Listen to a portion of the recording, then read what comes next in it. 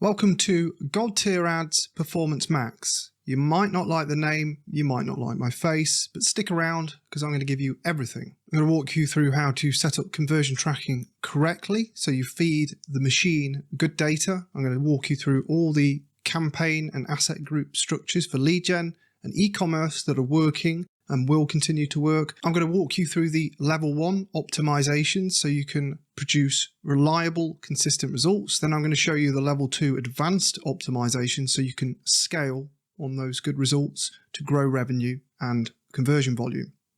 Let's jump in. It's going to be a long one. Okay, very quickly, why should you trust me? Because you might not be familiar with who I am. My name's Ed Leek and I've run a digital agency for over 12 years now, managed over 250 million ad spend, keeps going up, got gold tier ads, pretty highly rated trading product, invested in ad tech, yada, yada, yada, and with good lighting and actual reality. Also, you may have seen me on some of these notable websites. That's it. So get the basics right. What are we going to do? We're firstly going to ask ourselves this question. So, are your search campaigns performing? If they're not, then I recommend you stop here and you fix that first before even attempting Performance Max. If you can't get the fundamentals right, Performance Max is probably not going to work for you. What about B2B? Well, again, Performance Max is not some kind of magic bullet. In fact, it's more like a 50-barreled shotgun that you aim blindfolded with one arm tied behind your back. So if you're into B2B and your search volumes are pretty low, PMax is just going to blow through your budget. Be mindful of that. I would suggest that B2B is not ideal. Good, bad, and ugly. Not a lot of bad, mainly ugly. So what's the good stuff with PMax before we kick it in the nether regions? Well, it can perform well, especially in an existing account. You've got data, you've got conversions. It's simplified. There's not a lot to do, particularly for lead gen. Allows you to cover a wider inventory so you get yourself on display, Gmail, discovery, and so on. The bad bits are the reporting's pretty awful. There's no reporting on that inventory, so the split between the networks. I mean, I want to know how much is being spent on YouTube, but you can't do that. It gobbles up brand search, which is annoying, but Smart Shopping did that as well. In terms of leads, so not e-commerce, there's an issue with the quality of the leads. I'm going to cover that in a bit. It can overspend like a bastard because display is a big network, for example, and you can have spikes because this is a machine and sometimes it can chase a rabbit down the hole. There is a learning phase. Google calls it the ramping phase. So there's a lot of chop initially, particularly on a newer campaign or younger accounts. And essentially, if you've got a low amount of data, it doesn't perform very well. It's quite simple. So if you've got 5 conversions a month, PMax probably won't work for you. Smart Shopping's dead. So very quickly, you can pause here if you want to review this, but that's the difference. Pretty much you get more coverage with PMax. What do you need? Well, Google recommends, it doesn't make it a prerequisite that you need conversion tracking. I would suggest that if you don't have conversion tracking, you don't go anywhere near PMax. So obviously for shopping accounts, you need a merchant feed, bare minimum, a few text ads, a few images, and Google will create you an awful video. We'll talk about that later. Oh yeah, technically for e-commerce, you actually don't need anything more than the feed and conversion tracking. But again, we'll touch on naked e-commerce in a bit. So how does PMax impact other campaigns? Well, it's really simple. For search campaigns, exact match still rules the roost, and that will de facto take over the search. Broaden phrase a little bit different. It's based on ad rank. So if PMax can outrank your broaden phrase matches, it will appear. Standard shopping, well, PMax will eat standard shopping, sadly. YouTube in-stream, so again, it's ad rank. Display, PMax by default, and then discovery, it's based on ad rank. So it's a mixed bag, but generally speaking, half the time Performance Max is given priority. But good to see keywords are still holding their own. So no, they're not dead. Right, another thing to note, because some people don't realize this, but if you're in e-commerce, then there is a static versus dynamic product ads. So essentially this is Google tailoring the adverts, the dynamic remarketing ads to people who visit your website. So what they can do with the assets that you provide as well is either show like a category level image or advert, or they'll show the specific products that people browse. So it depends on cookies, tracking, and the buyer's behavior. So it's just something that you may have seen out in the wild and thought, how come I'm not getting dynamic product ads? I'm getting a static ad or whatever. It's because it's based on behavior and tracking. So Performance Max is a prediction engine, pretty much like smart bidding is. You have to feed it good information. So it's only as good as the inputs that it's given. So we're going to touch on conversion tracking in a minute, but essentially give it good data. So accurate conversion tracking, first party and third party data, give it some money, lots of money. Then the complex bit in the middle happens, which isn't the ads, and you profit. If only it were that simple. So let's talk about conversions. What is good data? So we have macro conversions, micro conversions, macro being the end goal. So traditionally we would run a macro conversion as the front end goal that we see in Google. So a phone call or a form submission, for example. Technically, that's not the macro. It might have been historically from an ad perspective, but the macro, the true macro, is the sale off the back of that lead that came through the form, phone call. Bit easier for e-commerce, it's the transaction itself. So to improve conversions with lead gen, lead quality measurement, i.e. your data, your client's data, first party data is crucial. Again, we'll talk more on that shortly. Adding a value is optional, remembering that values will impact the bidding behavior, particularly for Performance Max. Do add where you can enhance conversions. We'll touch on that in a bit. E-commerce, your macro versus micro. So your macro are, again, transactions. Micro are things like basket ads, and even an individual page view or product view or category view would be considered a micro conversion or a micro step. So enhancing that data would be considerations around lifetime value, which you can now use in the bidding systems, and beg your pardon, you could use it in smart shopping actually previously, but also things like new versus return customer. So that's top level stuff. But when is a conversion not a conversion? Well, I just touched on it. So when it's a lead, and no, it's not a crap joke, the traditional sense of a conversion, you know, if we talk about cost conversion or CPA, in the traditional sense, we were talking about a phone call or a form being submitted on a website or a quote. But this assumes that all forms and calls are the same value to the business, which we know isn't true. But let's jump through a more specific example of qualifying leads and how we can have layers to it. So this is a finance industry example. So we have the traditional conversion, which is a completed quote. So someone signs up for something. The actual conversion is that quotation being taken into the system and being essentially turned into an application. So the junk gets filtered out. And then the final macro conversion, the actual sale, is the policy gets approved and the customer, who is now a customer, makes a payment. So there's actually 3 steps there. So there's 3 conversion steps, and you can feed this data back into Google. So why is this important? Well, here's Exhibit A. So this is a Performance Max campaign spending 16,000 euros a month. And as you can see on the screen, it's segmented by conversion action. So we've got the application, we've got the policy, and we've got all the different quotes and calls in between. So remember, the thing at the top, the app, is the middle step. All the stuff in between is the first step, and the bottom bit on this screen, the policy, is the final step. So there's lots of leads in the middle. One thing that Performance Max is doing, and this is where lead quality becomes a concern, is it's driving a lot of phone calls. In fact, it's driving double the average for this account compared to search campaigns. But the client wants quotes because they convert better. So around 75% of those quotes should turn into applications. But with Performance Max, if you run the numbers on the screen on the all conversion column on the right, it's more like 20% of these leads turning into applications.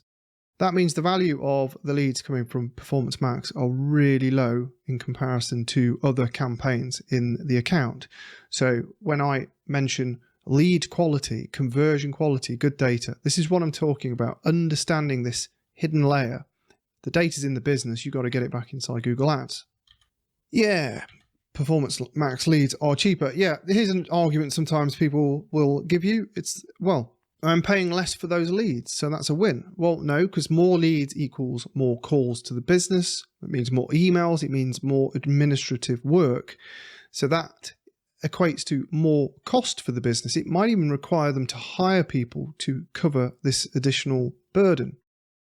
The only thing that this does is inflate your ad ego, and you think you're doing a great job with Performance Max, and all you're doing is slowly draining the business of cash. Yeah, so in fact, in a larger business, the impact of this is worse because the issue is hidden in plain sight, and it's very easy to miss this. So how do we improve the conversion data? We have different layers that we can use and levels of complexity here. So the simplest one is validating calls.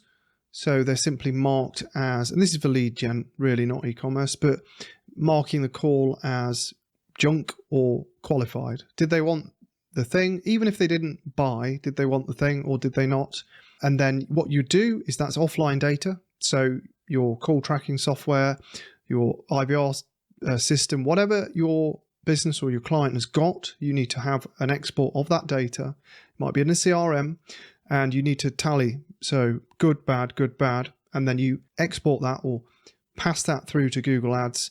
And so optionally, you can have two conversion actions, one being the qualified lead, and you could add a value to that based on expected conversion rate of a lead to a qualified lead, to a sale.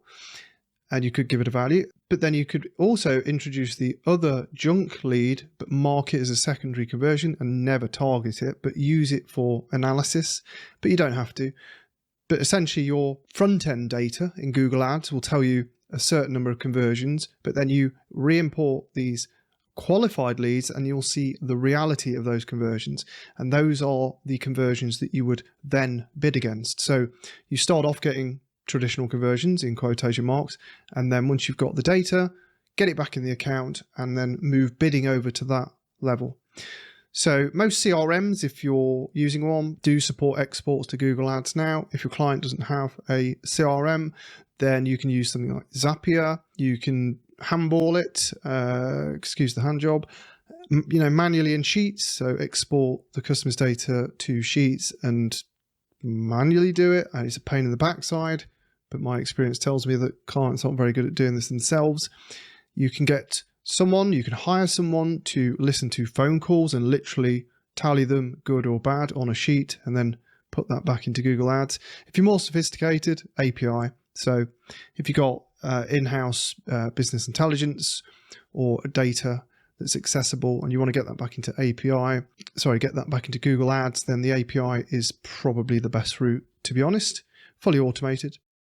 And what do you do once you've got your improved conversion data back inside Google Ads? Well, please be careful with it because, first of all, you need conversion volume for this setting to be at the account level.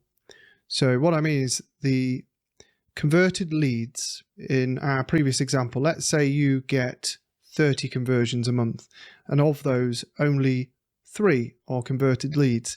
If you then import that data to Google and you set this as your default goal, you've essentially stripped 30 conversion signals from the bidding system, and you've given it 3 in place of those 30 conversions. So you've drastically reduced the amount of data available to the bidding system, and this will obviously hamper it. So do be careful when you use this checkbox. And yes, even Google doesn't have the answer. Thank you, Google. What you can do instead is use primary and secondary. So again, this is a lead gen example, looking at the finance example, and we've got the quotes, we've got the applications, we've got the final policy. Notice how the quotes, so that's the first touch, that's the quote form or the phone call, that is a primary. So that's the conversion that the bidding engine is optimizing against currently. So you can have this set up, and then you've got your secondaries in there. Essentially, you're monitoring the secondaries. So you're counting them, but you're not using them for bidding yet. So you gather the data, you wait, you review, and you see if you've got enough data to make a decision on how to proceed. Now, you might look at this and say, actually, there is sufficient application data here. It's not the 2,000 conversions that we wanted, but it's close to 1,600, which is a good chunk of data, and those are essentially qualified leads. A test would be to run the application conversion as a primary against the campaign. So you could run it against the PMax campaign, for example, as a test. I wouldn't recommend just dumping it across the whole account and hoping for the best, which is what I just said. So yeah, this slide. So Google's going to ask you to update your conversion actions, and again, just don't set it to the account level at this stage. Obviously, your primary goal that you use, your primary conversion action, you can set that as the account default, but don't just throw the rest at it, because that's a recipe for disaster. And yeah, as I just said, you can test your new qualified lead or qualified conversion at the campaign level. So you could use that on PMax to try and improve the quality of the leads. And here is in this instance, this is a campaign setting. So for PMax, and this is the goals where you can select, and you may already know this, but you can select the default account goals, or you can select a campaign specific, and then you could run, here's our qualified lead. We could stick that in that PMax campaign, and we could go, yeah, we'll have campaign specific goal. We'll tick that box, and then we'll add our newly added qualified lead that's got whatever it was, 1,500 conversions in it. Yummy. That's improving the quality of the conversion data going back into the machine.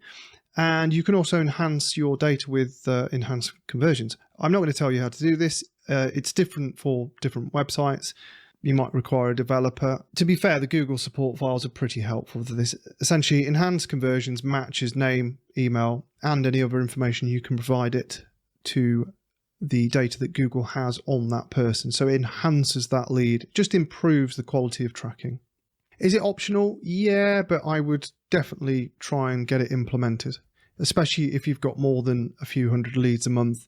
It will give you an uplift in accuracy. So it's worth investigating at the least. Okay, now let's talk specifically about e-commerce. So e-commerce conversions essentially, but this time preparing for profit, because many e-com advertisers use a fixed target ROAS, which is fine so long as you're feeding back profit margins into your products. So essentially labeling the feed. Let's take a prime example here. So we've got three categories. We're assuming we've spent 10, so it could be £10, $10, euros, whatever, to get one conversion. And we've got the margins here, which we'll touch on in the next slide. So category one conversion, the conversion value is 100, spent 10, 1000% ROI, or 10 times ROAS. Category 2, again, 10, spent 50 conversion value, 500%, as you can see. So keeping it simple, category 3 has a ROAS of 400%, and therefore it's the loser here. And you'd probably reduce the bidding, or you might even pause it off or give it less budget, because your ideal target in this example was 500%. However, when you consider margins, the story completely changes. So note now that our losing category 3 all of a sudden is actually more profitable than the higher ROAS category 2. So the ROI, the actual return on the investment, not just the ad spend, but when the margin is considered, is higher.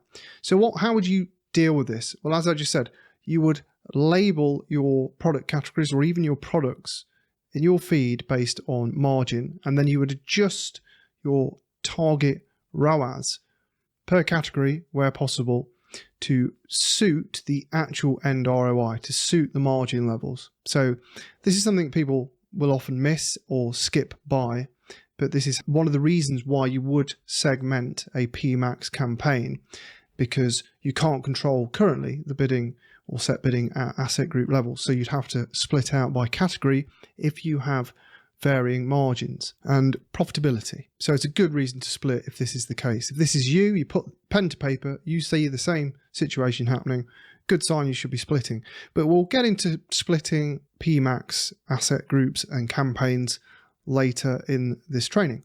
But whilst we're here, let's touch on a couple of best practices just to summarize. So we want accurate conversion data. So no more analytics imports for now until we see how good GA4 can become, but analytics imports have lost their edge over time. You want the Google tag, you want enhanced conversions, you want your primary and your secondary conversions, primary that you're bidding against, secondary for essentially monitoring and analysis. You may migrate over to some of those secondaries, moving them to primaries, for example. You may just be testing them on certain campaigns, but for now, let's keep it simple. Yes, it's a black box, so Performance Max, your big levers are the data, which is what we've just covered. So what you're feeding into the system, which is generally speaking, money and conversion data.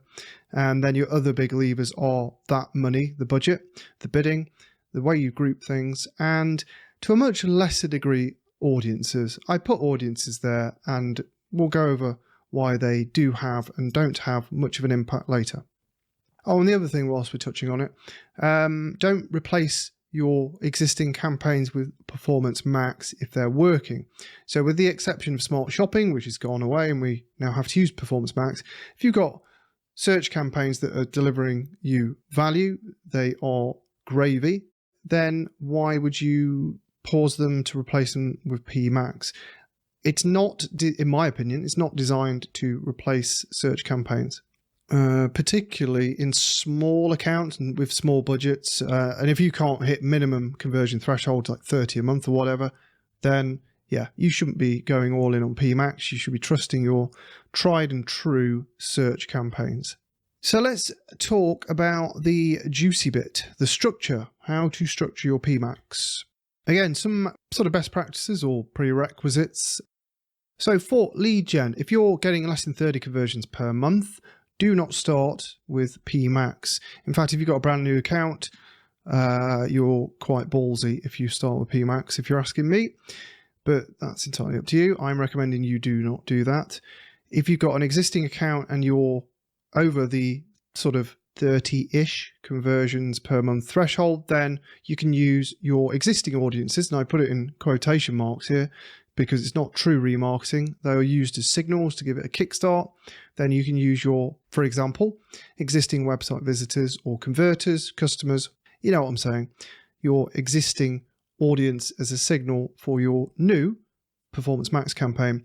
E-commerce, similar sort of thing. You need around about 50 conversions. To be honest, you probably need more.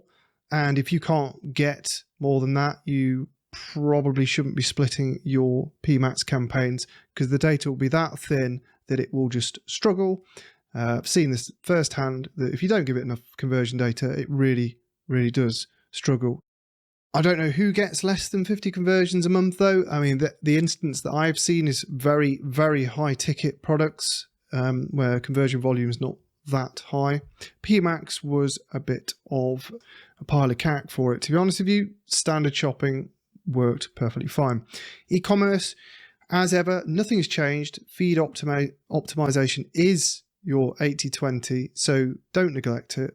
It's the thing that can turn an average campaign performance into a much better performing campaign by tweaking and improving the feed. So yeah, long and short of it, in my honest opinion, I do not think that PMax is a good fit for small budgets, and it just doesn't like low conversion volumes. Oh yeah, and remarketing with PMax is not true remarketing. Your audiences are essentially seeds, and Google quickly expands past them. So yeah, you can't do dedicated remarketing with PMax. So top level for lead gen, a campaign per service category, even if that means you're just going to have one asset group. So for example, let's say you're a plumber and you do 24/7 plumbing, emergency plumbing, and then you also do boiler installation. You probably want to split those out. The reason being, you get better reporting and it's easier to optimize. So you can only control currently bidding at the campaign level, obviously budget, and you don't get cross-platform reporting at the asset group level, but you obviously do at the campaign. So there are pros and cons. There's also going to be no cross-pollination. If you want to keep it simple, you start with one campaign, split out by asset group, see if one spends and the other doesn't, and then split into 2 campaigns. Like, keep it straightforward if you really want to. And again, abiding by the minimum conversions logic that we spoke about in the previous slides. And obviously don't do it if you don't get conversions for each category. Should make sense. So here's an example of a layout with URL expansion turned off, so it doesn't drag in all the pages that you don't want it to. So campaign structure looks something like this, very straightforward. Service, and then another service or an unrelated service, or a campaign for something with a different goal. And then you might have a dedicated remarketing campaign, which is not Performance Max. That's a traditional, in quotation marks, campaign. Might be search, YouTube, DSA, display, whatever. Yeah, your options are pretty limited with PMax in terms of structure. You set your bidding, it's most likely going to be target CPA, and we'll go into bidding in more detail later. And then it's either a service or 2 or 3, or if you've got 30, you split depending on the goals and how you want to budget things. So yeah, is that it? Well, for lead gen, it can be stupidly simple. You might have a specific need for a different campaign, such as different types of conversions that you want to go after.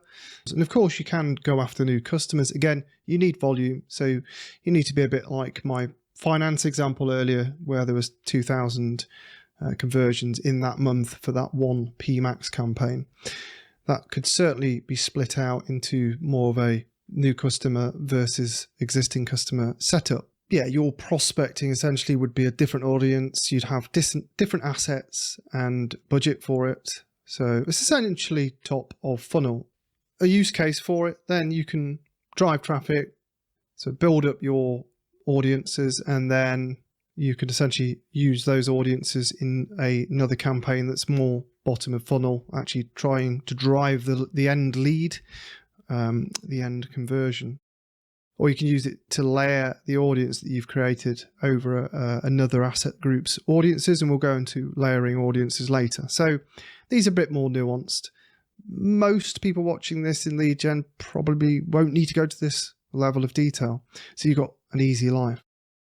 Okay, e-commerce, bit more complicated.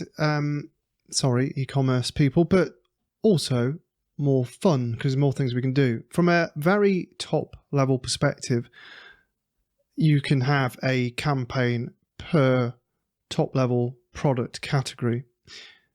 You then split your asset groups per subcategory of that product, and that product might be handbags. And then optionally, you can have a campaign for new customers. So new customer acquisition, it comes down to your lifetime value and your return customer rate. If they're sufficiently good, then new customer campaigns are usually a good idea, particularly around promotional periods or peak seasons like Christmas and Black Friday. Going after new customers can be a good idea because they pay you dividends into the new year. And then you can have a dedicated remarketing campaign. This is very top level, but there's an overview. And again, dedicated remarketing would not be Performance Max. Don't skip the feed optimization. Here's my crappy emoji ranking system. So if you didn't know, feed optimization, the critical things are product title and pricing. The category does have an impact, and if you don't add categories to products, Google will auto categorize. It does an okay job, but I wouldn't rely on it entirely. So yeah, product titles, keyword centric, not brand centric unless you are selling specific brands. I see people make this mistake quite often. They stick their own brand at the start of a product title. I don't know why. Somewhere in the product title, and all of a sudden wonder why they're getting so much brand traffic to their products.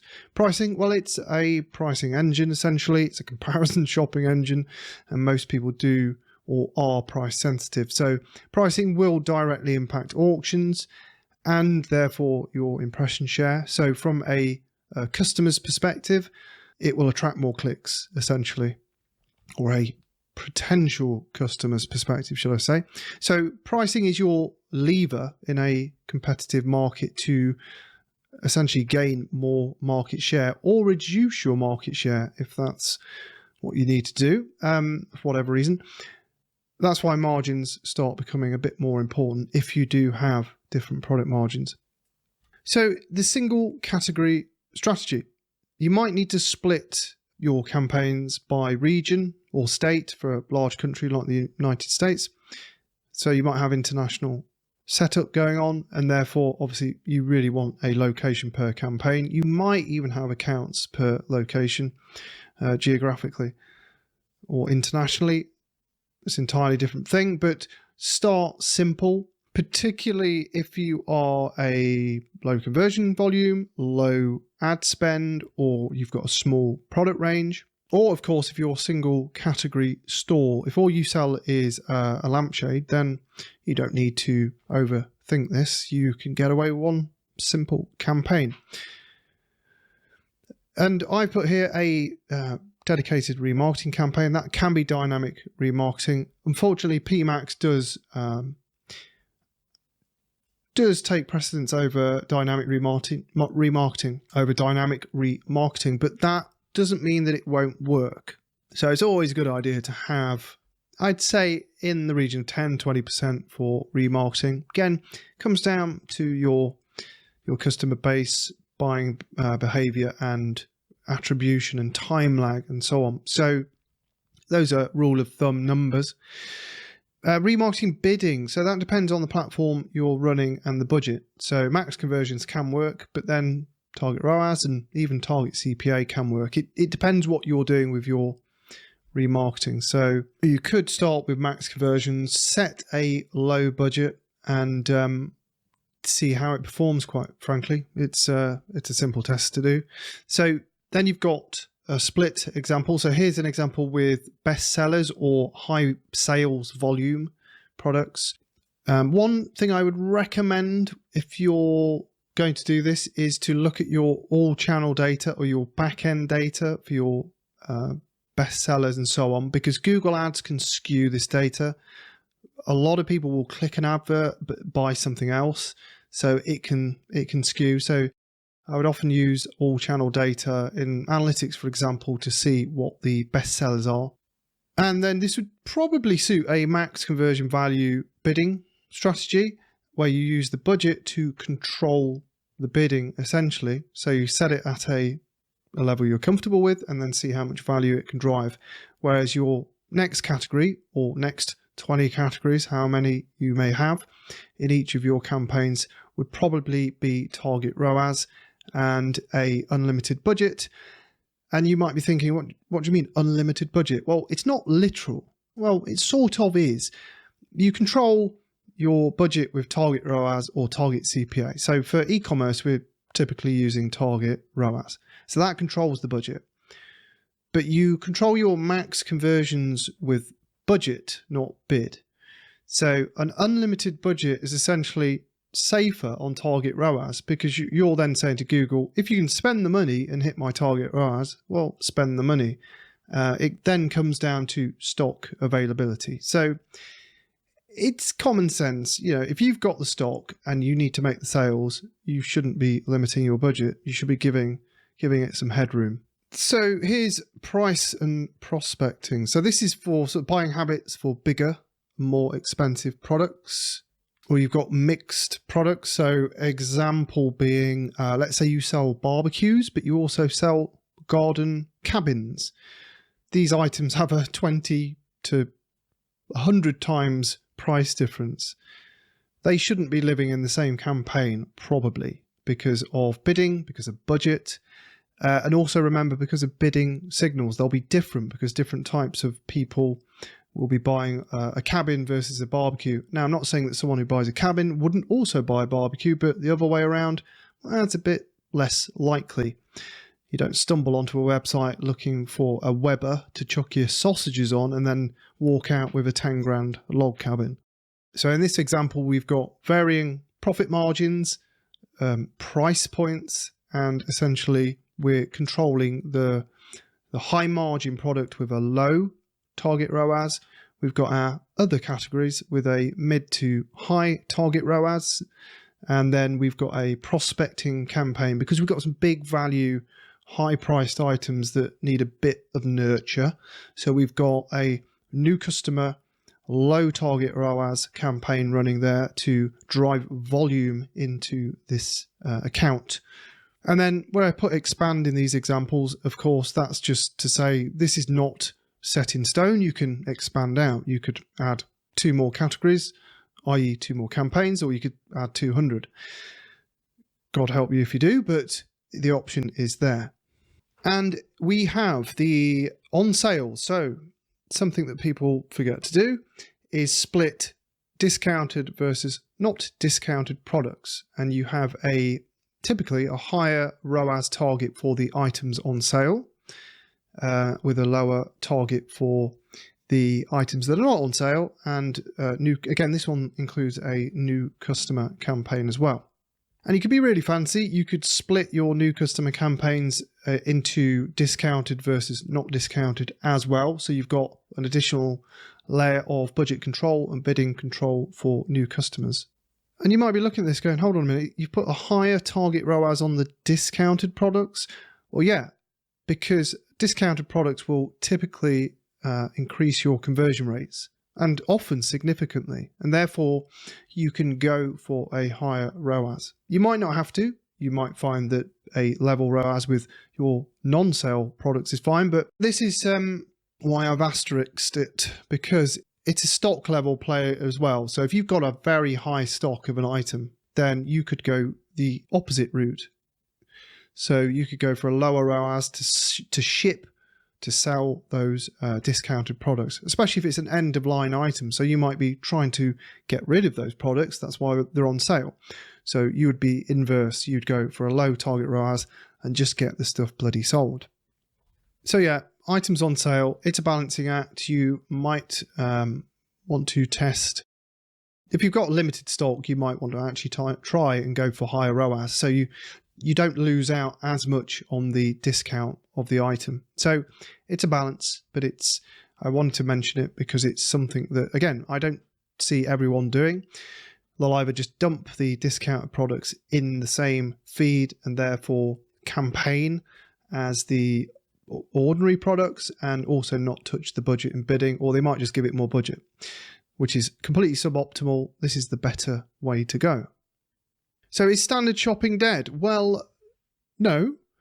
If you've got a really complex inventory, then it can still work okay.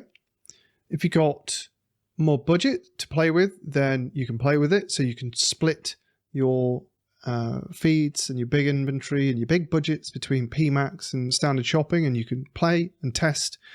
You could do essentially a branded campaign as well. So a blended strategy where your standard shopping is brand focused. You could do like a bottom feeder where you do a low bid, manual bid, catch-all campaign.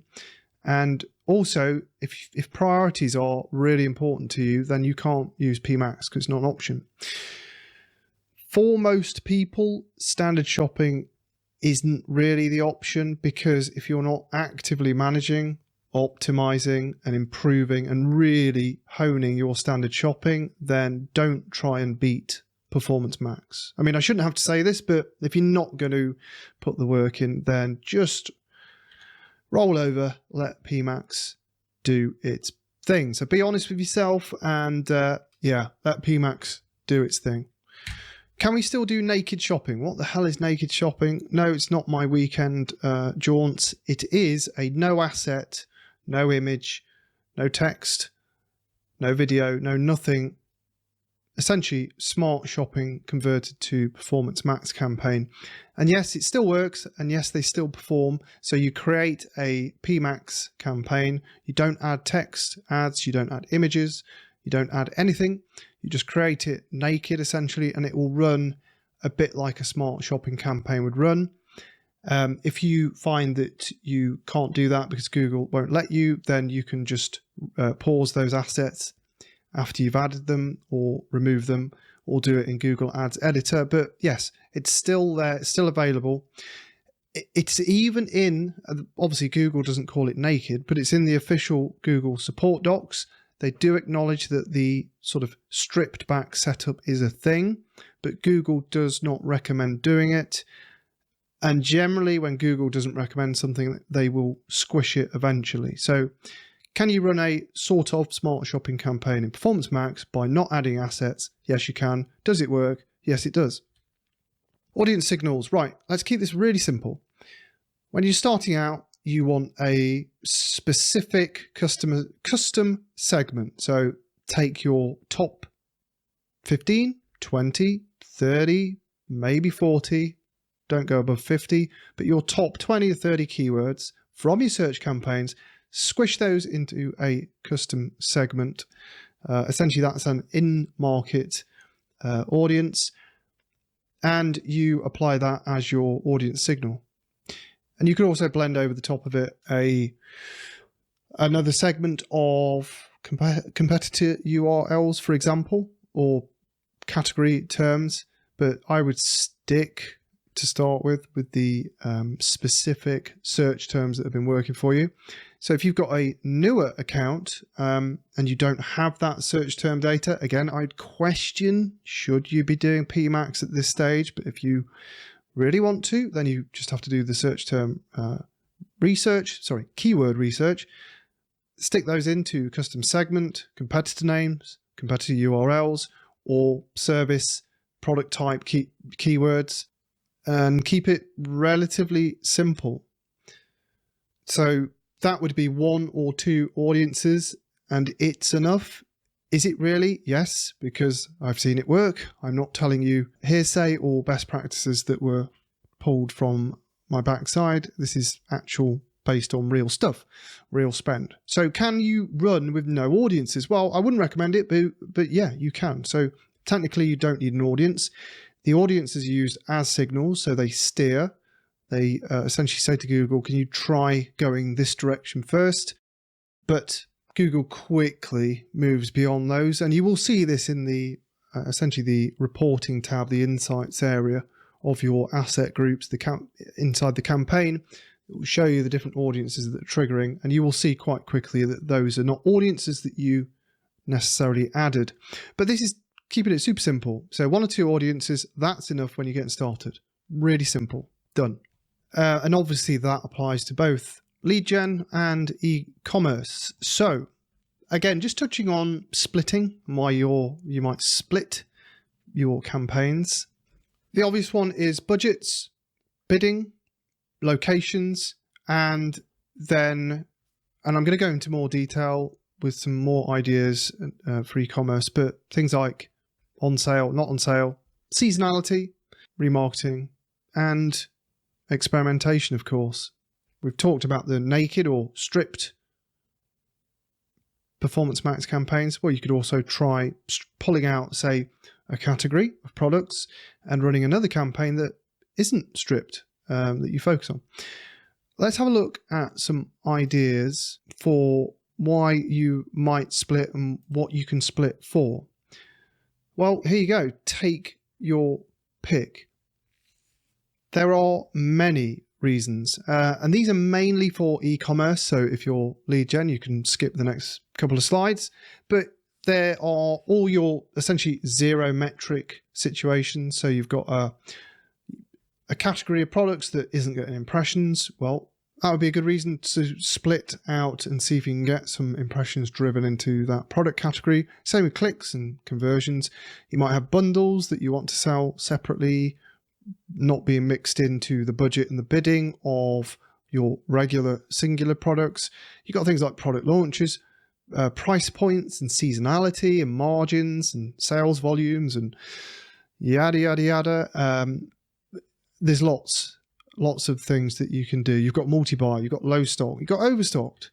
A couple of key points. So product launch and co-branding. This is where you work with another company. So one of our clients, for example, they worked recently with the McLaren racing team to do a co-branding product, and it was a product launch. So to increase visibility, the ROAS was set really low, pretty much at break even, and this is to drive up the impressions for that new product, to give that new product a bit of a chance and a bit of a kick in the backside to do good work. And also, if you're doing co-branding, if you want to look good in the eyes of your partner who's doing the co-branding with you, the co-business, then this is a technique you can use.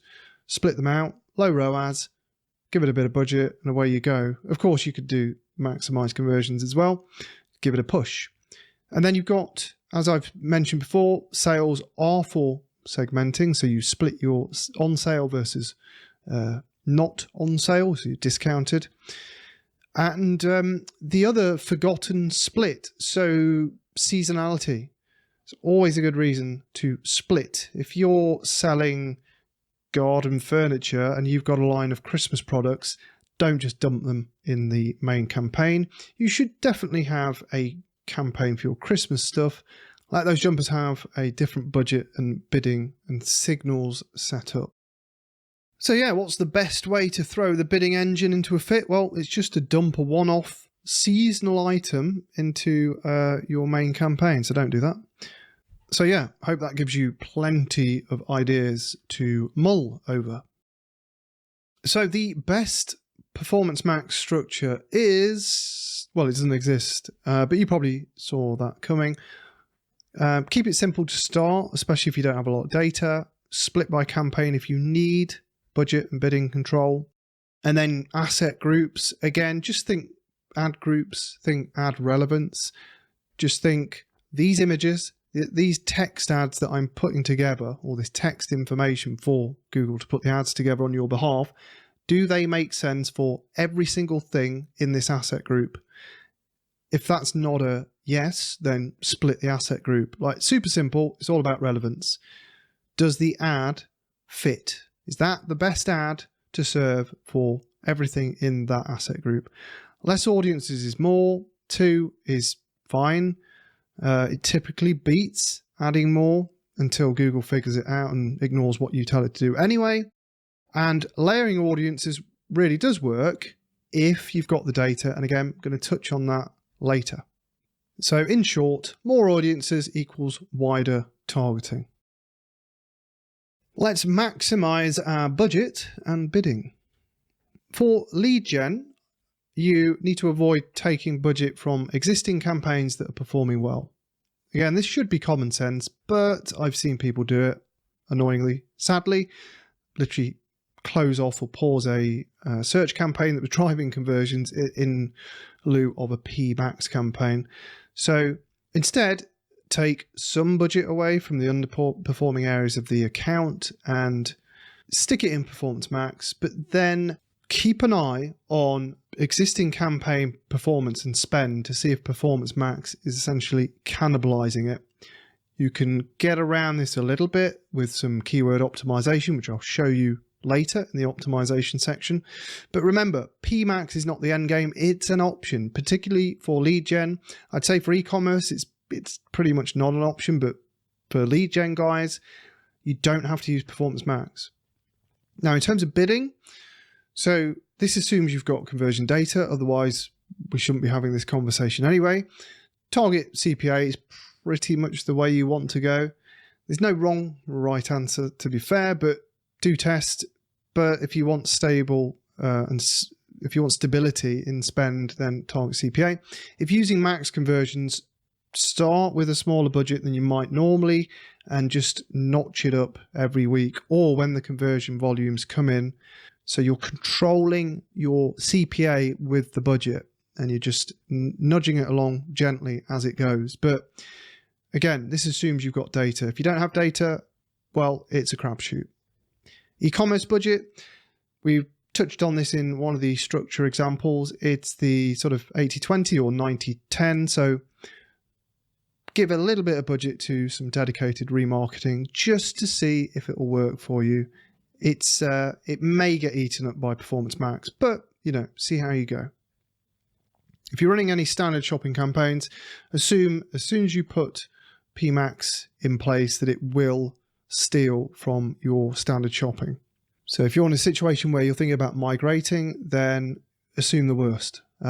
So I would recommend, particularly if you've got a large account, that you take a category that's lower risk perhaps and try that on Performance Max. Don't give Performance Max the crap.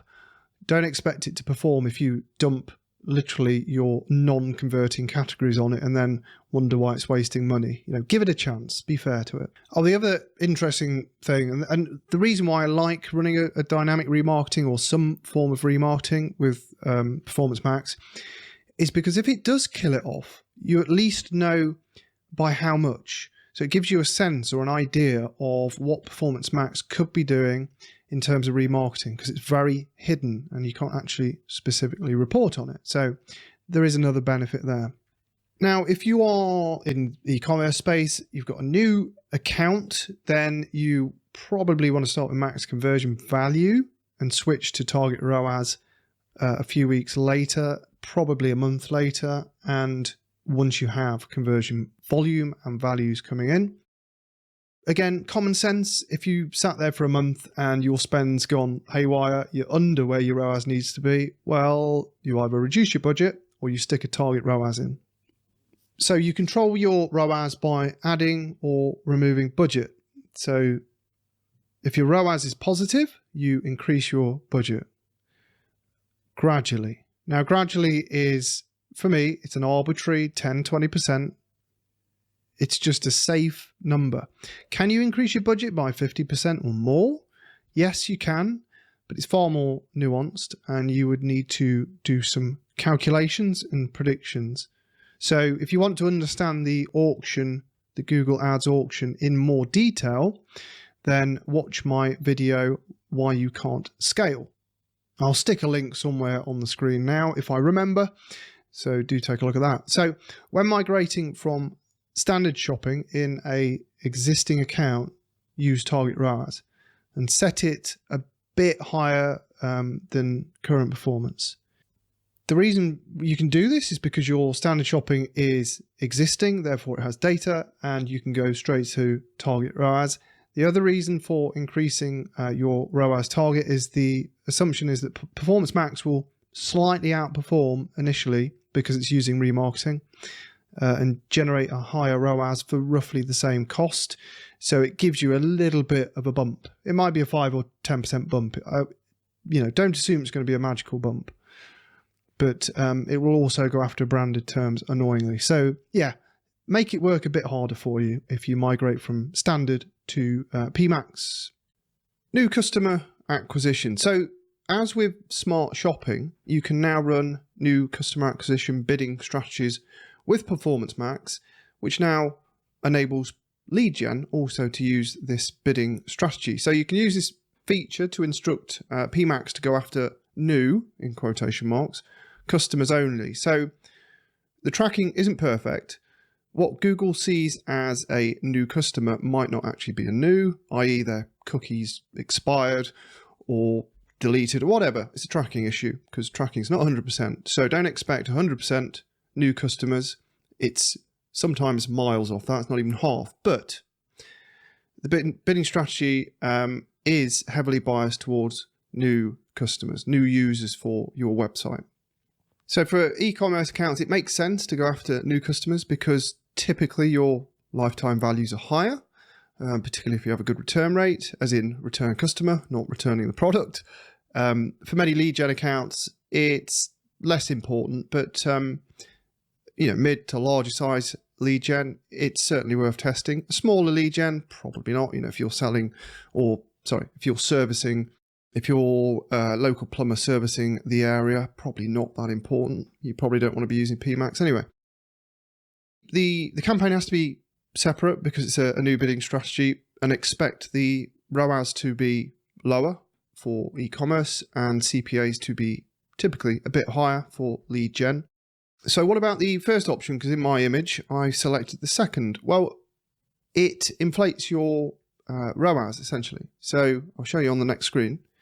But it also has a requirement. So you've got to upload a list of at least 1,000 active members on that list for any given network. So the first option is essentially a bid higher with an inflated value. So you have to add additional value. That means you see that additional value in your reporting. So if you had a conversion that was worth £100, whatever you add here will be added to your conversion value metrics. So it does inflate them. And obviously that makes the conversion value and the ROAS read high. So do be mindful of that.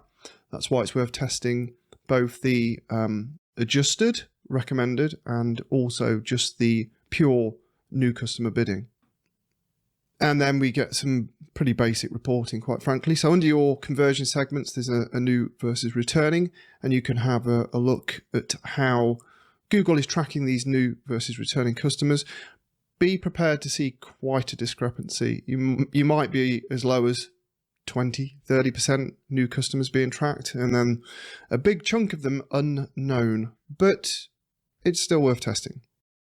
At least you can monitor the incremental gains.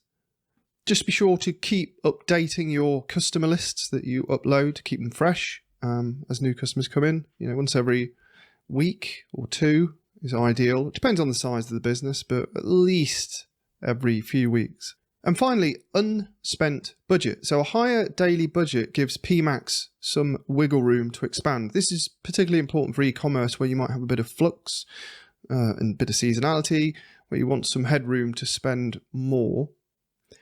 I would also avoid, unless you've got a very good reason for it, being budget limited. So just when you review your spend, if it's say 80% of your budget currently, just see that excess budget as some room for PMax to expand into. I wouldn't go overboard because Performance Max is on display and there can be some sharp shock spends in that area if you're not too careful. We'll go into bidding, modification and optimization later. Okay, write great ad copy, which is easier said than done. So here's a little offer for you. I hope you don't mind, seeing as that you've made it this far through the video and I'm giving this training away for free. It's $5. It's 23 pillars of ad copy. It's literally all the things you need to do to improve your adverts, before and after examples, real world examples. And there's also a template for responsive search ads in there, which is compatible with Google Ads Editor. So yeah, just a little promo. You know the deal. If you want it, you want it. If you don't worry about it. Set up final checks. So let's look at things like minimum spend. So if you're again, lead gen account, I would suggest that you don't touch PMax unless you're spending much more money than a couple of grand a month. Smaller ecom budgets, then essentially in a similar sort of region or less, I would expect a lot of choppiness with PMax, but you pretty much got to use it unless you're going to be heavily optimizing your standard shopping. And B2B, as I mentioned at the start of the video, I'd probably avoid it. If you're in B2B and you're literally tapped out, you can't spend more, you can't get more conversions, and you're just struggling to expand, then if you've got your conversion stages and qualification in place, then I might consider testing PMax for B2B. Don't forget location options, just a silly thing. The Google recommended one is probably not ideal for most people because it pulls in people from all over the bloody place. So just remember that hidden setting. URL expansion. So Google recommends you leave this on, but not many people realize that with this on, Google can create entirely dynamic ad content and it might not be ideal. So as a bare minimum, exclude your less important pages essentially, or pages that simply don't convert. And also remember, it will act a bit like DSA. So it's dynamic content, which is pulled from the pages. So just be mindful of this. If you're absolutely not sure, just turn it off to start with, and you can always turn it back on. New campaigns. So when you've actually created a new campaign, avoid big changes, keep your bidding and budget tweaks to a minimum. So if you've got less than 30 conversions per month, start with CPA higher. If you've got less than 50 conversions per month, start with your ROAS target lower. So essentially, it's not ideal, but it's giving the bidding engine a bit more room to pull in conversions because you want to get that data in, and then you can adjust your CPA down, you can adjust your ROAS back up. So you want to get a few weeks data or at least 30 conversions before raising bids. To be honest, you probably want more than 2 weeks, but again, cadence of an account varies depending on how much volume of impressions, cost, conversions you get. So, but expect the first couple of weeks to be a bit choppy. To be fair, the first month can be choppy. If you're lucky, the first week is choppy and then it levels out quite quickly. Don't want to teach you to suck eggs, but do all the things. So add 5 headlines, descriptions, your logo, videos, if you've got them, images, and tailor extensions.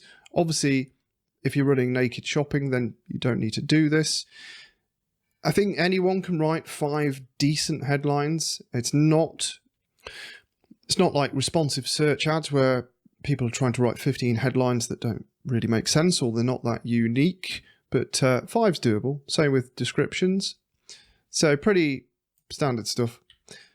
If you need inspiration, here's a true freebie. You don't have to pay $5 for this. So this will scrape the search results for you, and there's also free competitor reconnaissance training. So bit.ly/competitor-ads. If you go here, Ad Evolve is my tool, so this is not a sponsored thing, unless I'm sponsoring myself. But yeah, go here, you get a free report, you get a free template, and you get free training, and I can't say more than that. It'll help you write better ads by reviewing your competitors' offers and positioning and so forth. Take a look.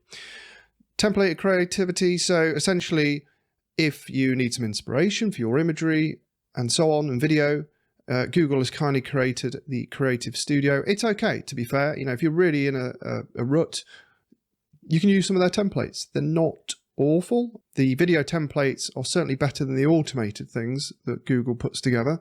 So you can give that a whirl. It's completely free. That's it. Audiences, right, super simple. So use your own data to kickstart things. That's customer lists, known good keywords that are converting. 1 to 2 custom segments is more than enough. You can test without.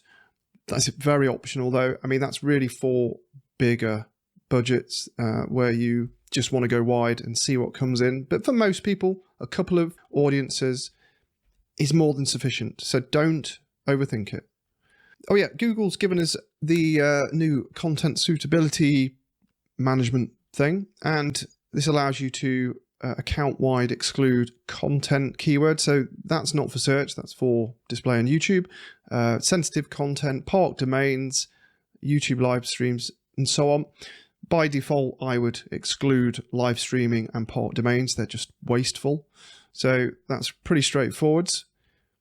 And then finally, the specifications. So images, videos, and text.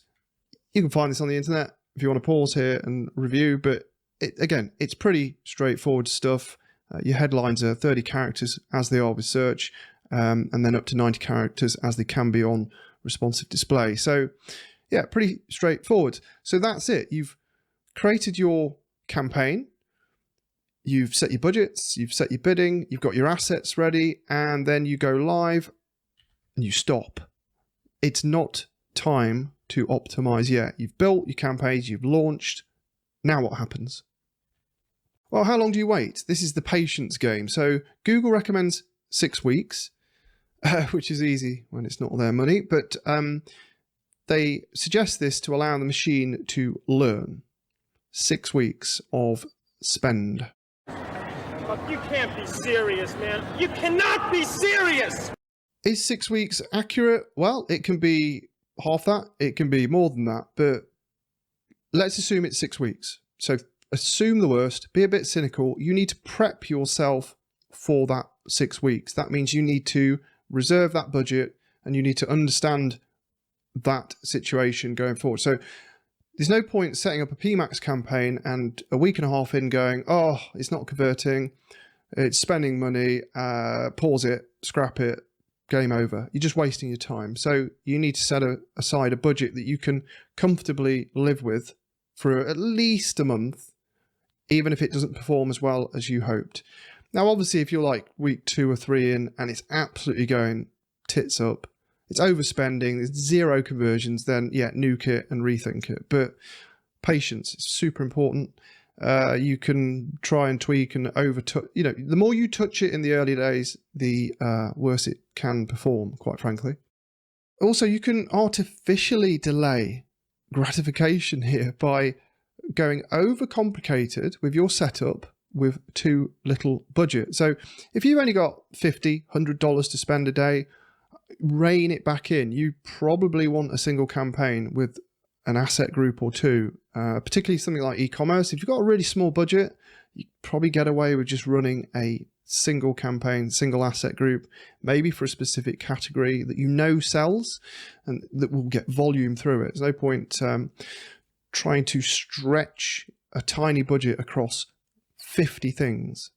So yeah, I put here, you won't accumulate enough data to make an informed decision in 6 months, let alone 6 weeks. It's a bit tongue-in-cheek, but sort of serious. For lead generation accounts in particular, I strongly argue against using PMax on a brand new account. The focus really should be on getting your search campaigns working and converting. Going from 0 to PMax is a recipe for disaster, in my opinion. But I know I'm still going to get questions. But Ed, how long? Okay, time is subjective. Min 2 weeks, max 8 weeks, probably somewhere in the middle. Depends on your budget, volume. You can't predict this, don't try.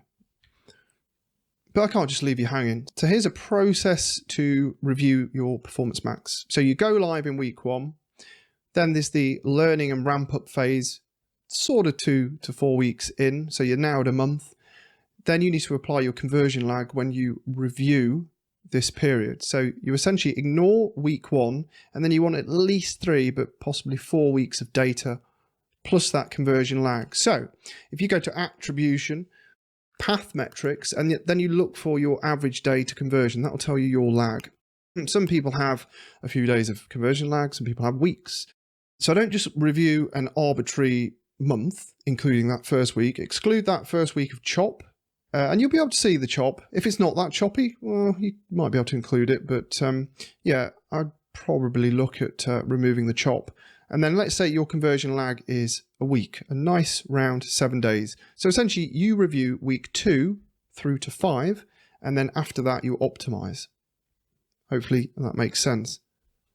And also, if you're comparing PMax to another campaign, bear in mind this chop and learning period as well. So give it a fair comparison. So you might want to cut out that first week or 2 when you're comparing against another campaign. So yeah, so just to reiterate, the testing duration depends on volume, but 4 to 5 weeks is typical, plus your conversion lag, which often comes out on that sort of 6-week number. It can be more, it can be less. There are dependencies on that, but hopefully this sort of review timeline gives you a simple process to follow. Okay, so we passed the setup phase. We are past essentially the review phase, the first 5-6 weeks. We're now in the optimization phase, and I've split this into 3 sections. So we've got optimizing PMax, we've got the level 1 more basic optimizations, and then we got the level 2 more advanced optimizations. So what can we do? Well, we can't add or exclude keywords yet, and I put yet because I'm hoping that Google's going to allow us to exclude keywords at some point. You never know. We can't set manual bids. Quite frankly, you don't need them. You wouldn't be able to keep up with the machine here. You can't adjust asset group bids, really annoying. Hopefully they do bring that in, so it will help us, because otherwise we have to split by campaign if we want to set different bidding strategies. A little bit annoying. Can't exclude audiences, absolutely ridiculous. Come on Google, we need that. So less or more, PMax doesn't seem to like being fiddled with, so less frequent changes, but they can be bigger. Unless you have loads of data. Having loads of data, impressions, spend, conversions, clicks, so on and so forth. That's always the get out of jail free card. If you've got thousands of conversions coming in each week, you can make frequent changes. If you've got 10 conversions coming in each week, you probably shouldn't be touching anything other than maybe a tweak to the budget or a tweak to the bids or some of the more basic optimizations that we're about to walk through. So yeah, it's hands off, steer with your feet. Essentially, is PMax working? You know, is it hitting your target? Is it spending your budget? Then do you really need to do anything? So don't feel like you have to do the work. The one thing you should do is improve poor assets. But again, there's a right and a wrong way to do that. So let's go through that in a minute. And a reminder about new campaigns. This was in the setup phase, so I'm not going to go over this again, but it's just there as a reminder. Reporting is not great. So you can't see cost per asset group, which is a joke. And you can't see the network splits, which is also a joke. So there is a workaround. You can use the Google Analytics Attribution Report, and then you can handball this reporting. So you can see the splits in Performance Max, but it's not ideal, let's face it.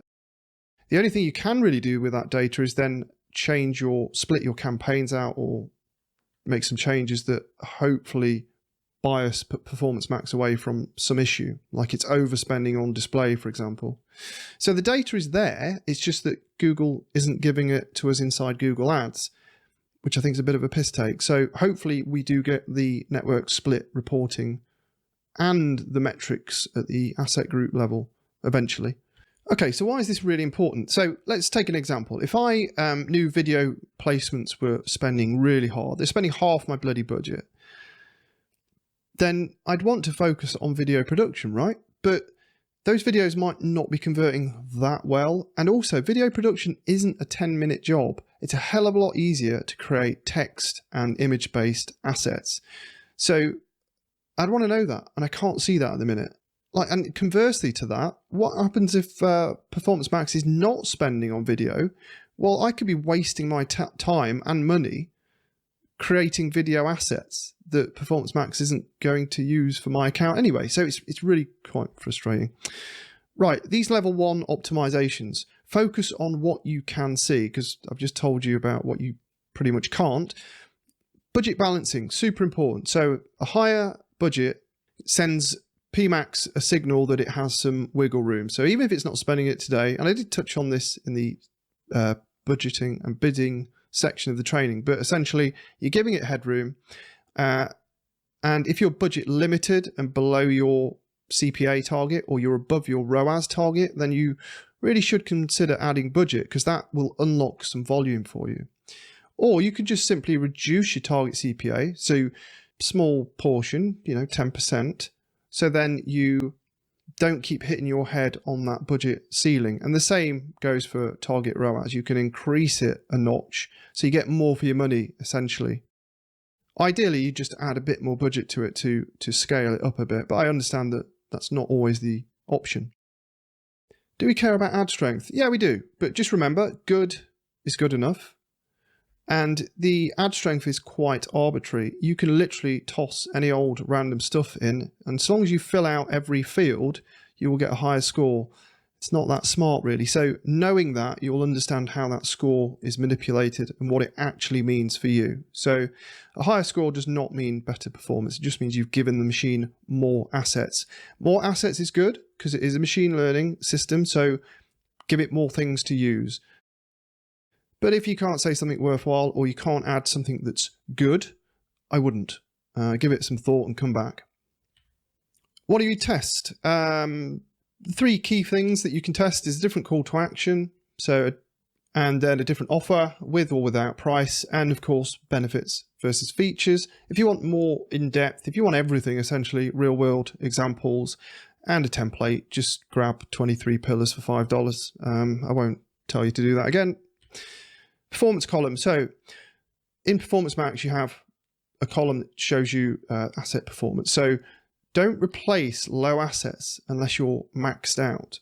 Essentially, if you've filled every single asset field, so you've got all your headlines, descriptions, images, and so on, then start replacing the low performing assets once you've tapped out. Essentially, you've maxed out everything you can do and you can add to your asset group. So just replace the crapper ones, the low performing ones first, obviously. But sometimes low performance is due to not being able to get data into Performance Max. So what you might want to do is copy, paste, and then test a different audience, or when you paste or duplicate the asset group, you can try different headlines in particular or images, and audiences will have less of an impact, but sometimes they can be a good kick in the arse for Performance Max.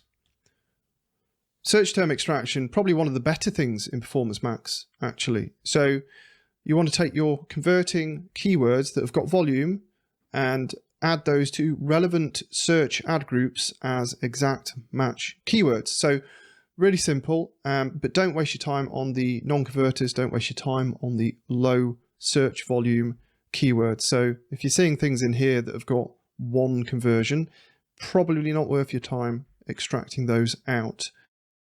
And how do we optimize search terms in PMax? Well, if you're seeing subcategories that are not related for the asset group and you've got enough search volume, that's a strong signal that you should be splitting out your asset groups. And this is certainly more information than we got with Smart Shopping, for example. So this data isn't too bad. It's I actually like that it's categorized because it can highlight an optimization route for you, i.e. splitting out to improve, to reduce the cross-pollination of these search categories. Brand defense. So how do we protect our brand? Well, you can build out a branded search campaign, of course, with exact match keywords, and then include your brand plus the relevant search term like review, product, type, discount, whatever. So use exact match. You can use phrase, but you must use exact match to essentially trump PMax in the auction, and it forces Google to use your branded search campaign instead of PMax. I know there's few people that don't like using branded campaigns, but it gives you visibility of your brand spend. So you should be gunning for 90% impression share, particularly if you've got competitors bidding on your brand. And in defense of brand campaigns, new customers are less brand reliant anyway. So there is a tendency for PMax to be able to scoop those up more so. At the end of the day, it's hard to really measure. But if you're really worried about brand, you could use a new customer bidding strategy for Performance Max to really try and remove it from competing with your brand. Seen this one floating around a lot. Should you negative your branded terms by contacting your Google rep, essentially? You can use account level negatives if you don't want any brand, but then that means your competitors have free reign of those ad slots, which is a bit precarious. So remember that previous Smart Shopping campaigns leaned heavily on brand search as well. So that means if you negative brand from your PMax, it's obviously going to hurt performance. It's going to reduce performance, and PMax is data-driven attribution. So that will have a knock-on effect too. By all means test it, but you might have to actually unwind this. That's why I always prefer to use a search campaign to defend the brand search terms, because at least you have visibility then, so you can see impressions, you can see spend, and so on. And if Performance Max starts to take away from that branded search, you can at least see that happening in the branded search campaign. Images, pretty straightforward. So Google recommends you don't have text or logo in images, don't add borders, you don't have collages, you don't use filters, don't use many other things, but that's a recommendation. It doesn't actually mean that you can't, and it doesn't mean that your images will get disapproved. Your images need to look good on mobile because PMax serves a lot of mobile traffic, so it's kind of an obvious one. Decent contrast, you know, if it's more zoomed in than normal so people can actually see what the hell it is, all the better. You can use text. We've tested text, just a couple of words though, at the very most 5, but you know, like 3 words, it's not a problem. They get approved and they can work okay. Yeah, pretty straightforward. Now, e-commerce specific, it's okay to just exclude poor performing products. It's not the most optimal optimization, because really you should fix those products, but sometimes there are certain categories or products that simply don't perform. You just might not be competitive on pricing, for example. Then you should give your neglected products a chance elsewhere. So say you've got 0 impression or very low impression products, you might want to split those out and give them a different budget bidding strategy, different audience, and so on. And also then they can have different assets. And doing that as well, you can fully populate asset groups with properly tailored assets. So if you're selling hats and handbags and you've got them in the same asset group, well, how are your images that specific? You'd have to include both on the same image. But if I want to buy a handbag, I don't, but I might buy a hat. I'm really not interested in that handbag. And yeah, remember, consider the on sale campaign, because it will perform differently. So you don't want to mix your discounts, your sales with your regular priced products. That will hurt your ROAS. It'll also screw the bidding up, quite frankly. Product type report. This is quite useful. So what you can do, again, is going based on your ROAS, so your conversion value divided by cost. You can do the easy street. You could go down the route of excluding a category in an asset group. You can split out and improve the assets for that underperforming category. You can split out and improve the assets for a good performing category, because you might be able to get even more out of it. So another thing that this report helps you identify is those poor categories. So you can move them to a new campaign, give them a bit of love with some better assets and perhaps a higher ROAS target. So essentially, if they're way under ROAS, like the 2 examples on the screen, the 2 red conversion value costs, and you can give them a higher target ROAS. So essentially try and force the bidding engine to do what it can with them. In doing this as well, you're going to give more budget to your better performance if you pull these categories, these subcategories out of the campaign that's performing. Simple budget tweaks that you do each week. So if you're running MAXIMISE conversions and you're above your target ROAS or you're below your target CPA, then you just give your budget a 10% nibble. And that means even if you're not budget limited, so again, you're giving it a bit of headroom, a bit of thinking room to allow it to expand. And obviously, inversely of that, if you're below your target ROAS or above your desired cost conversion, then just nibble down your budget 10%. Really simple. And you can do that on a weekly basis without hurting the machine too much. And 10% is an arbitrary number. You can be more specific if you actually calculate that. But for now, it's easy, simple. It typically works. And your basic audience optimizations are to start with custom in market, lead gen accounts, possibly start with remarketing in quotation marks to non-converters. So that's not a true remarketing audience, but it will give it a kickstart. And then you can scale using the Insights tab that we'll look at next. Use your Google Analytics historic data, which will advise you on the type of in-market and affinity audiences, but do start with in-market, that might be useful to add. And then you can layer in audiences later, which we'll go into. It's slightly more advanced. It's entirely optional. But remember, audiences are to steer that initial trajectory, and Google quickly expands past them. So is there any benefit to adding audiences later? Not necessarily, but it is worth testing. Or if you do a duplication with a new audience, is probably the better route. So it's a fresh steer, as it were. Your audience insights, this is quite useful. So this is where the expansion is shown, essentially. So you might not have added your beach-bound travelers, for example, but it's an optimized audience here. So what you can do is take these audiences and try them with new asset groups. So you can create a dedicated asset group that speaks directly to that type of customer that is currently converting. So I think that that's quite a useful insight to have. And of course, you can take these audience insights and run them against things like YouTube campaigns, dedicated campaigns. So when do you split? When should asset groups be split? Well, when they're competing. So in the example on this screen, we've got 4 asset groups that are triggering the same search categories. So they need to be split out because clearly they're in competition. You also want to split when subcategories are not related. When you're struggling to get impressions is another signal that you might want to split out or even put them in a different campaign. Different budget and bidding strategy, like MAXIMISE conversions, for example, to drive some impressions into those unserving or low-serving asset groups.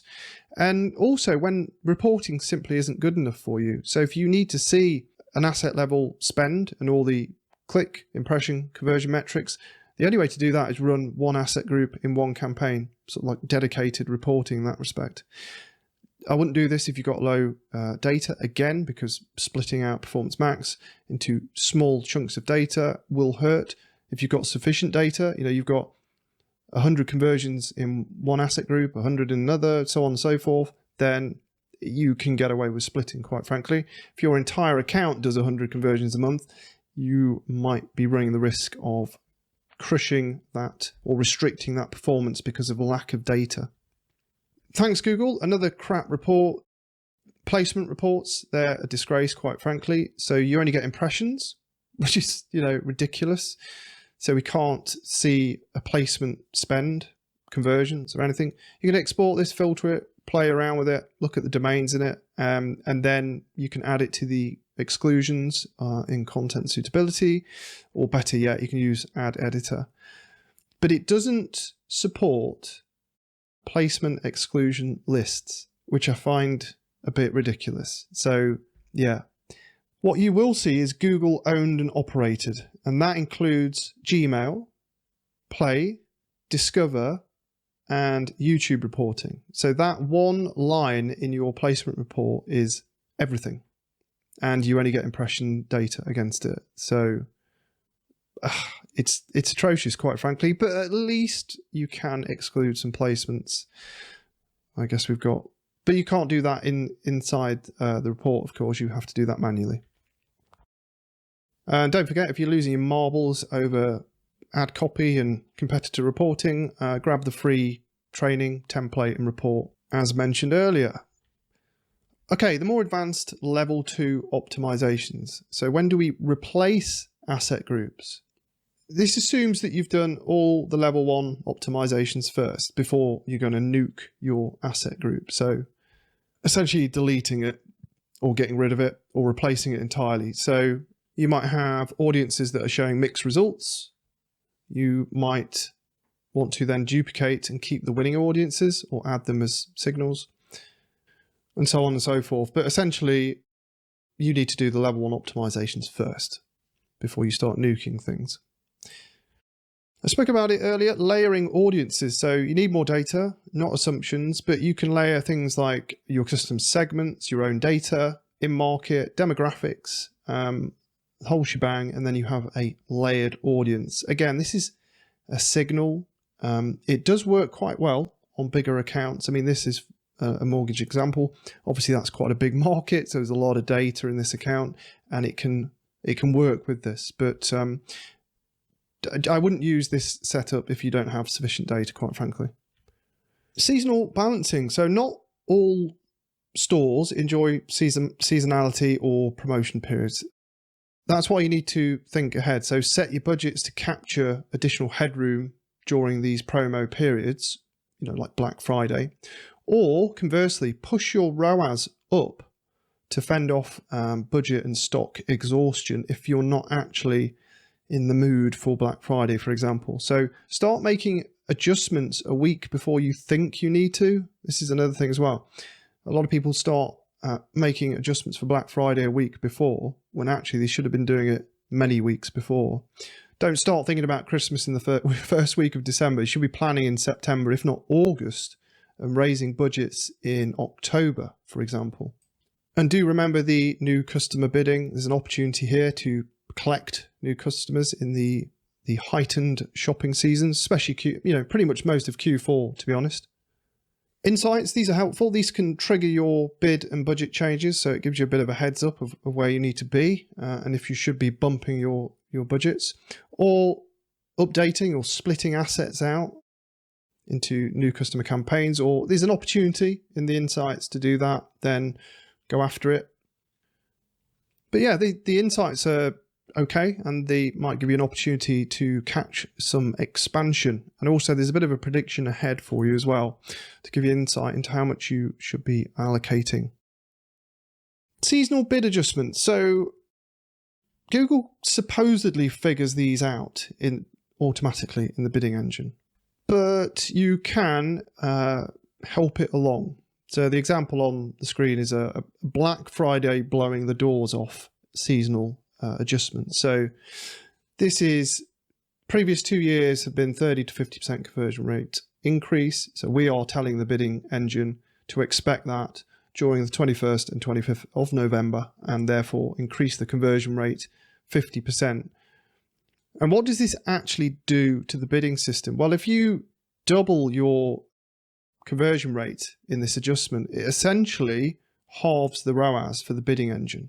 That's the way it looks at it. So it's trying to keep the cadence of conversions the same, so it doesn't underspend or overspend. So it's quite arbitrary in that respect. But you can do these things for freak conditions. Like, I don't want to mention the C word. The obvious ones are sales and promotions, obviously. I just said obviously.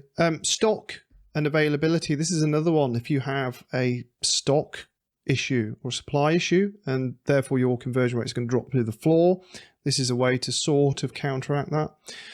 Do use this sparingly, and you must use it in very short periods, like a week, at the very most 2 weeks. So essentially this is a mitigating over or underspend, and it helps balance your ROAS out through a potentially choppy period. If you've seen the template automated videos that Google creates for you, it probably scares the pants off you into wanting to create your own videos. They're that pretty awful. But I'm not going to walk you through how to create a video. These are things to think about. So does it grab attention in the first 5 seconds? Does it call out the target audience in the next 5, 10, 15 seconds? Are you qualifying who they are? You want to put a call to action in, typically in the middle or at the end. Depends if it's a short video. If it's a sub 20, 30 second video, you typically only need a call to action towards the end. So you need to demonstrate the value of the offer if it's lead gen, or if it's an actual offer, you can call that out for shopping, for example, etc. I mean, you can read the screen. I don't need to walk you through these bits and pieces. So what can you test in a video though? Because a lot of people get stuck with what do I actually do? What do I put in the video? So I've just chucked on the screen loads of examples, because Google will create templated videos from your existing text and image assets, and they're not ideal. So here's loads of things you can test: different lengths, different call to actions, video unboxing, talking head, screen recordings, so on. There's loads of things you can do and test.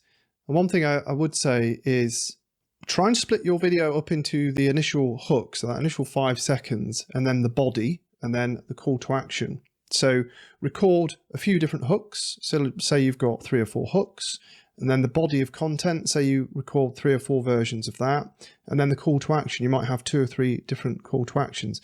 And then essentially what you do is you've got all these splits, so you can turn all these sections into a multitude of videos. So you can test all the different hooks, you can test all the different bodies, and all the combination of call to actions. So it sounds like a lot of work, but actually it's a lot easier than trying to record 50 unique videos. You instead record unique sections that you stitch together. Also, expansion planning. So there are suggested trends in Performance Max. Essentially, are you missing out? So this is far more advanced because this is not always applicable. Should you be advertising on these strategies?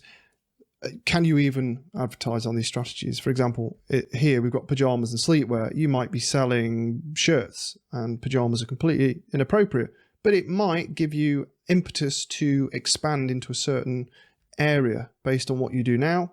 Google will show you typically related category trends. So this is more of an expansion plan. It's more of a thought experiment for you to do. And finally, don't forget the optimizations that are not inside Google Ads, that are not Performance Max. So things like landing page content, which helps a huge amount, and that includes product pages. If you've got product pages that are not converting, you need to look at why. You need to look at what else is in the market and see what you're not saying or what you are saying. Add keywords to pages, no stuffing, but keywords do work. Don't ignore page speed. Produce that proper video if it's appropriate for you. A lot of accounts can get away without video, quite frankly. Lead gen, you want to be looking at form optimization and lead qualification. And then finally, e-commerce. Test bundles if you can, and multi-buys and subscriptions. They are often boosters for lifetime value and obviously attract return customers. So they're things you can definitely try if you want some quick wins to increase revenue and customer retention. And with that, we are done. Well, you've made it this far, which is the end. So I just want to say thank you. You're better than 99% of people. So thank you for watching. And I would really appreciate if you just hit the like button. It helps the algorithm. Any questions or comments, I also appreciate those. So thank you for watching. Do put this to action. And remember, you're the 1% that managed to get all the way to the end.